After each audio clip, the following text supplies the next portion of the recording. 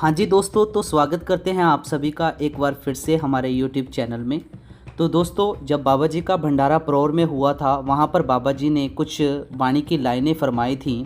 उस वाणी के लाइनों के आधार पर इस मौलवी साहिब जी ने कुछ अपने विषय रखे हैं सामने, और विपिन चौधरी जी ने इनका इंटरव्यू लिया था। तो इन्होंने क्या क्या फरमाया है आओ आप सुन सकते हैं इस वीडियो में। जिन्होंने चैनल को सब्सक्राइब नहीं किया है वो चैनल को सब्सक्राइब करके ऑल नोटिफिकेशन बेल प्रेस कर दे, ताकि ऐसी अपडेट्स वाली वीडियो आप सभी तक पहुंच सकें।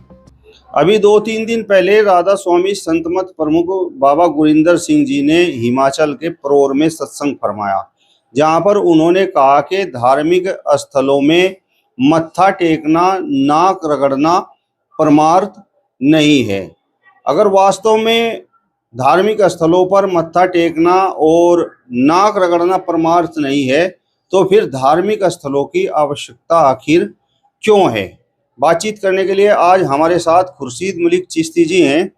खुर्शीद मलिक चिश्ती साहब, आपका हिंदुस्तान 24 पर मैं बहुत बहुत स्वागत करता हूं। विपिन जी, आपका भी स्वागत है, आपका भी धन्यवाद। और मेरी तरफ से पूरे देशवासियों को जय हिंद, जय भारत।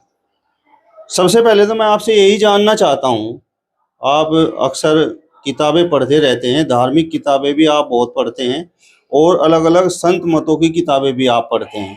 तो राधा स्वामी क्या है? देखिए, राधा स्वामी एक परमात्मा के भेजे हुए नेक बंदे हैं।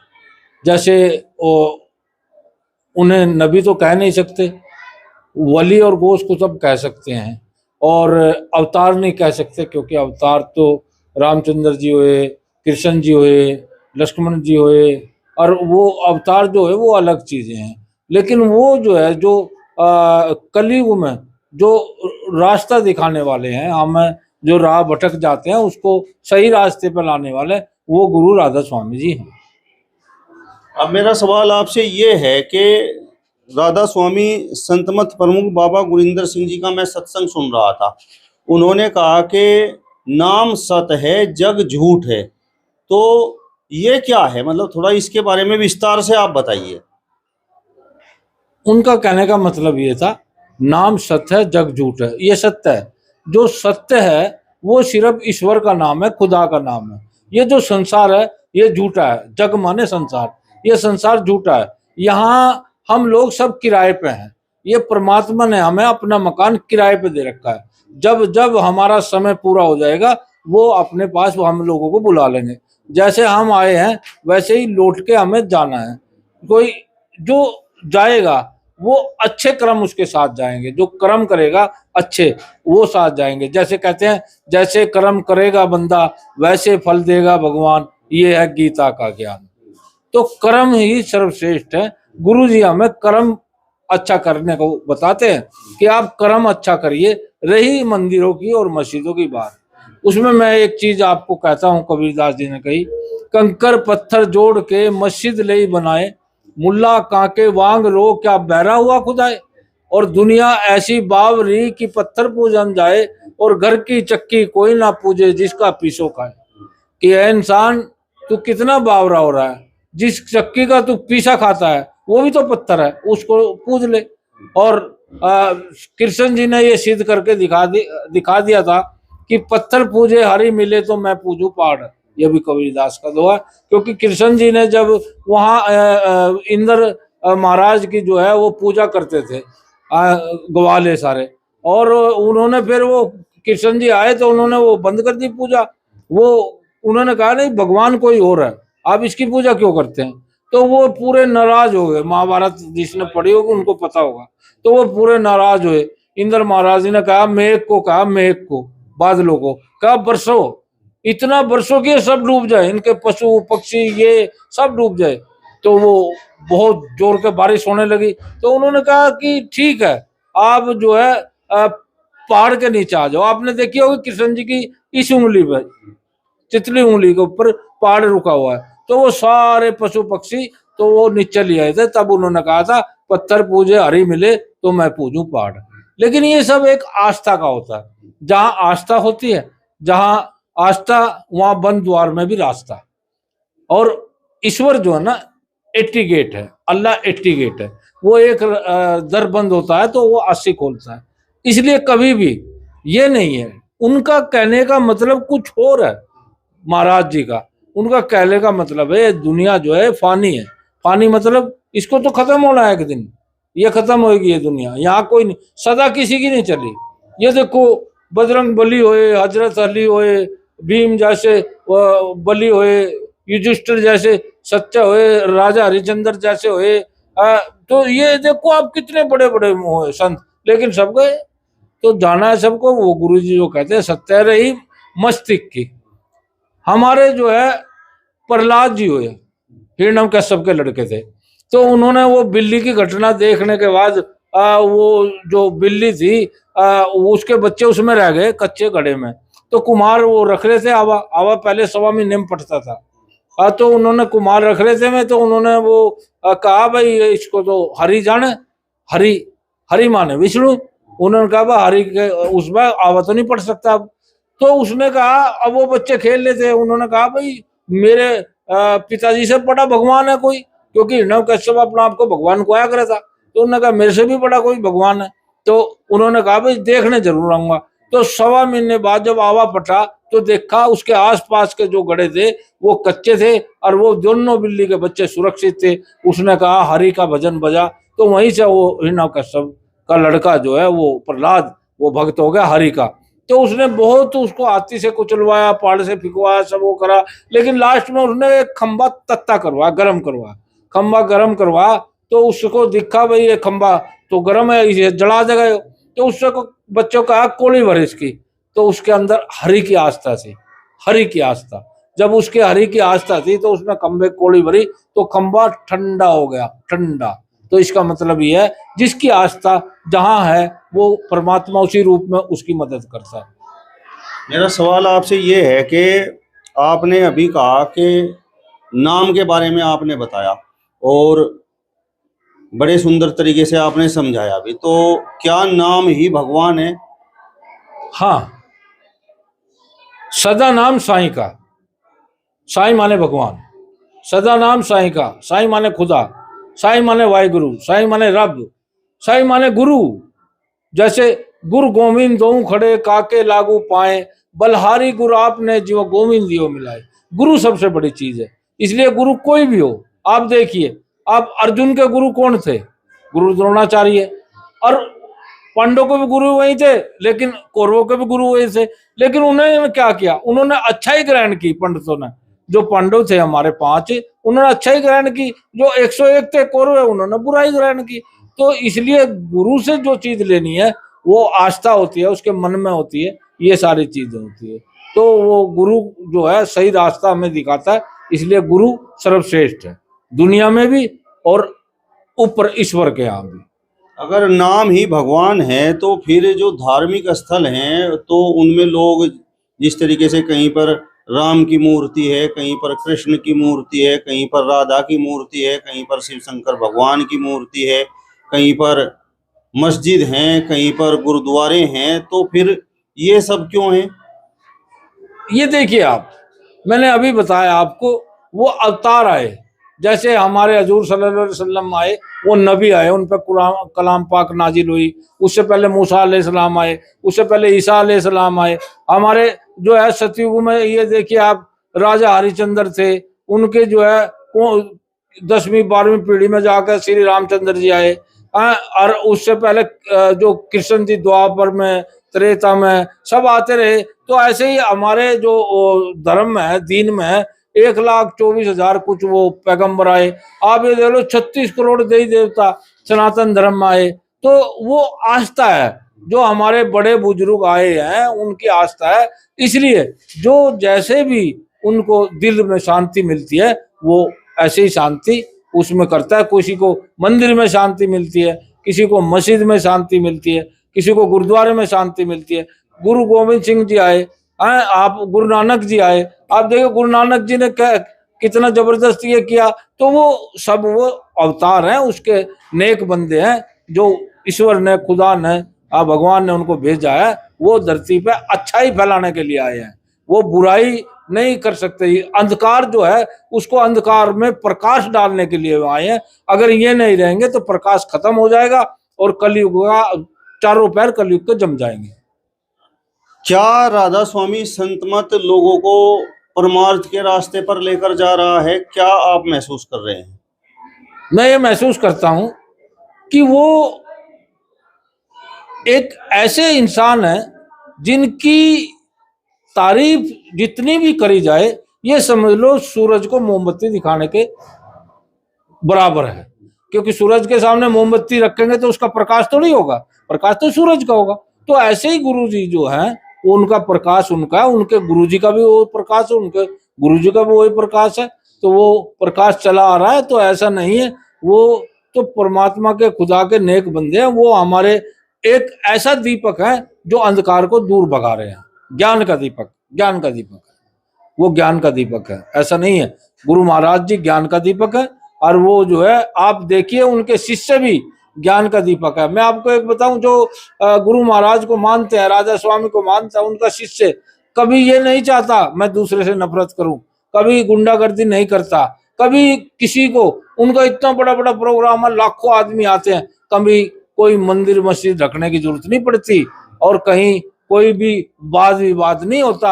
आप देख लो राजा रंक फकीर एक जगह लंगर में बैठकर भोजन करते हैं, राजा रंक फकीर एक जगह बैठकर ज्ञान हासिल करते हैं, उनकी गुरबाणी सुनते हैं। तो इसलिए उनको तो मैं बार बार दिल से जो है हृदय से नमन करता हूँ। लेकिन कुछ लोग तो इस संत मत पर सवाल उठाते हैं और खासकर जो सेवादार हैं उनके बारे में ये लोग कहते हैं कि ये लोग अपने घरों पर तो कुछ काम नहीं करते।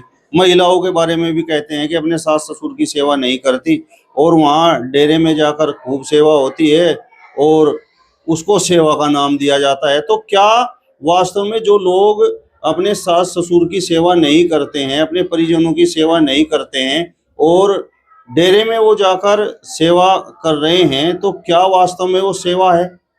देखिए वो मन से कर रहे हैं ना, वो मन से सेवा कर रहे हैं। कागा किसके धन अडे और कोयल किसको दे, कागा किसके धन अडे और कोयल किसको दे, एक जीवा के कारण है जग अपना कर ले। कौवा बोलो मंडेरे पे, नू कहेंगे भगाओ इसको, भगाओ, काव काव कर रहा है। और वो कोयल बोलने लग जाओ, नू कहेंगे ओ भाई भगाइयो ना, प्यार से इसकी बाणी सुनो। वो भी काला, वो भी काला रही उसकी एक। उसमें मैं आपको बताऊं, नू कह आग्रह मन का मैल धोया नहीं, ऐसा गंगा जी नहाने से क्या फायदा। भूखे को कभी भोजन नहीं कराया, ऐसे भंडारे लुटाने का क्या फायदा। प्यासे को कभी पानी नहीं पिलाया, ऐसे प्यो खुदवाने का क्या फायदा। और कभी माँ बाप को खिदमत नहीं की, ऐसा गुरु का पैर दबाने से क्या फायदा। और कभी दुखिया का दुख दूर नहीं करा, ऐसे लंगर लुटाने का, भंडारे चलाने का क्या फायदा। लेकिन गुरुजी उन सारी चीजों को सिखाते हैं। वो कहते हैं सबसे पहले आप नाम लेके अपने बड़ों की सेवा करो। जो ये कहता है वहां सेवा नहीं करते, औरतों की इज्जत नहीं करते, वो तो ये समझ लो उसे तो एक उनके प्रति एक दुआ कहना चाहूंगा मैं, कबीरा तेरी झोपड़ी गलकटियन के पास, करेगा सो भरेगा तू क्यों भयो उदास।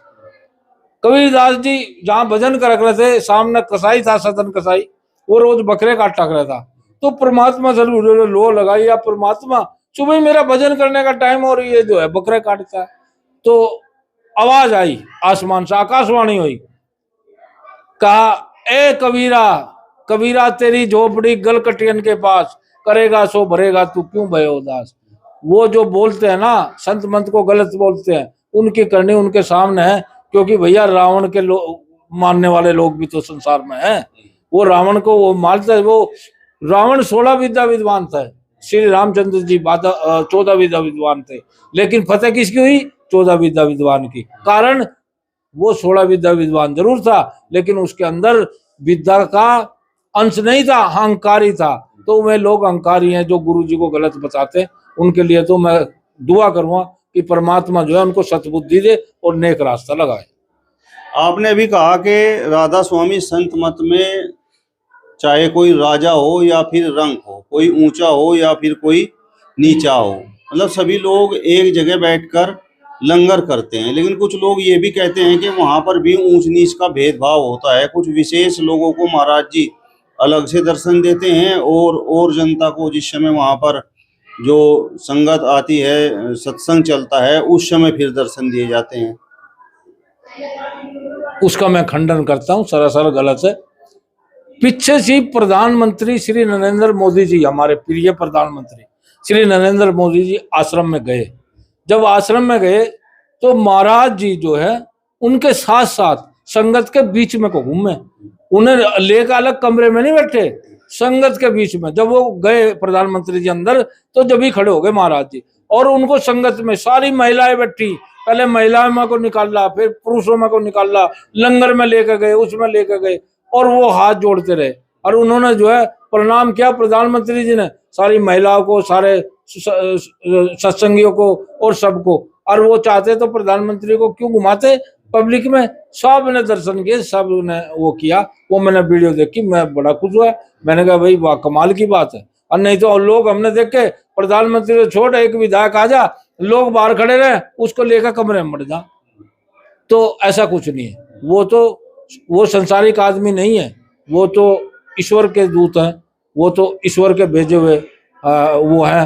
भाई कलयुग में जाकर आप, वो घोर अंधेरा हो रहा है, उसमें जरा अपना दीपक जलाए, तो वो तो अपने रोशनी का, नाम का दीपक जला रहे हैं। तो आपको लगता है कि राधा स्वामी संत मत में सर्व धर्म का सम्मान है, सर्व समाज का सम्मान है? हाँ, वहाँ हिंदू, मुस्लिम, सिख, ईसाई सबका सम्मान है। ऐसा नहीं है, जैसे ग्रंथ साहिब है, ग्रंथ साहिब में कुरान का जिक्र, रामायण का जिक्र, बाइबल का जिक्र, इंजील, तौरात, जुबैर का जिक्र, चारों वेद का जिक्र, 6 के 6 शास्त्रों का जिक्र, 108 पुराण का जिक्र, उनमें ऐसे ही सारे धर्मों का जिक्र है। ऐसे ही गुरु महाराज जी के दरबार में है, वो सब धर्मों की बात करते हैं और सबको सिखाते हैं, और सब धर्म के बच्चे जो है उनके शिष्य हैं। अब मेरा सवाल आपसे ये है कि मैंने कई बार देखा है कि आप राधा स्वामी संत मत की किताब अक्सर पढ़ते रहते हैं, तो क्या आपने वहां पर राम के नाम का भी जिक्र सुना है? देखो, राम के तो हम सब बंदे हैं। अगर कोई राम के नाम पर राजनीति कर रहा है, वो उसका मैं खंडन करता हूँ। राम के हम सब बंदे हैं, क्योंकि राम है तो हम हैं। कहीं ना कहीं वो मुसलमानों के भी पूर्वज हैं, सरदारों के भी पूर्वज हैं, वो सिखों के भी पूर्वज हैं, ईसाइयों के पूर्वज हैं। राम तो हमारे सब मानव जाति को लाने वाले राम है। एक राम दशरथ का बेटा, एक राम घट घट लेटा, एक राम दशरथ का बेटा, एक राम घट घट लेटा। तो घट घट तो सबके राम है, हाँ नहीं? अब वो कौन से राम की बात कर रहे हैं, वो तो उनसे पूछना पड़ेगा। लेकिन गुरु महाराज जी तो उस राम की बात करते हैं जो घट घट है, जो घट घट में है, जो यहाँ है। सरस्वती, सबके सरस्वती यहाँ है। देखो, पोथी पढ़ पढ़ पंडित भयो, ज्ञानी भयो ना कोई, 2.5 अक्षर प्रेम के पढ़े सो पंडित होए। वो गुरु महाराज जी वो 2.5 अक्षर सिखाते हैं प्रेम के, वो पंडित बना देते हैं। पोथी नहीं वो पढ़ाते, वो सारा गुणगान करते हैं उनके बड़े महाराज जी भी और उनसे बड़े महाराज जी। ऐसा नहीं है। तो अगर कोई ऐसा कहता है, परमात्मा उसको सद्बुद्धि दे, और वो एक दिन वो भी उस लाइन में आ जाए कि परमात्मा को माने। आपने भी कहा कि जो राधा स्वामी संत मत है, तो उसकी जो संगत है वो अपने गुरु के आदेशानुसार, उनकी शिक्षा के अनुसार कार्य करती है। तो क्या आपको लगता है कि वहां पर अन्य जो संत मत हैं उनसे बेहतर अनुशासन है? देखो, अनुशासन जो अलग अलग संत है, सबके बराबर अनुशासन है, ऐसा नहीं है। किसी का थोड़ा टाइट है, किसी का थोड़ा लूज है। हाँ, लेकिन वहां एक चीज मैंने जरूर देखी है, नशा मुक्त। वो नशा करने की इजाजत नहीं देते। नहीं तो ऐसे ऐसे भी संत है, कोई भांग ओट कर पी रहा है, कोई सुल्फा चिलम में भर कर पी रहा है, कोई बीड़ी सिगरेट पी रहा है, कोई कुछ कर रहा है। लेकिन वहां बिल्कुल भी, वो तो ये कहते हैं चाय भी छोड़ दो, सीधा सीधा जो है खान पान, देसी खान पान करो। अपने घरों में जो लस्सी है, दूध है, वो है, मक्खन है, वो खान पान करो। वो सारी चीज छोड़ दे। नहीं, ऐसे ऐसे संत मंत भी है, जैसे हमारे अघोड़ी महाराज जी हैं, वो मूर्तियों को ही खाते हैं, बताइए कहाँ से हो गया। और कुछ लोग बलि चढ़ाते हैं, कहाँ से हो गया। कुछ लोग जो है काली पे बलि चढ़ा रहे, कहाँ हो गया। ये सब जो है परमात्मा को अलग बदनाम करने वाली चीज है। कुछ लोग हमारे अभी कावड़िया आएंगे, उसमें भांग पी रहे, भांग तोड़ रहे, कहाँ है वो। नहीं, परमात्मा भांग में थोड़ी रखा है। हाँ, ये भी लोग सवाल उठाते हैं कि ये जो कावड़िए सावन के महीने में गुजरते हैं और राधा स्वामी संत मत के जितने भी डेरे हैं, उनके लिए इनके दरवाजे नहीं खुलते, उनके दरवाजों पर ताले लगे रहते हैं। देखो,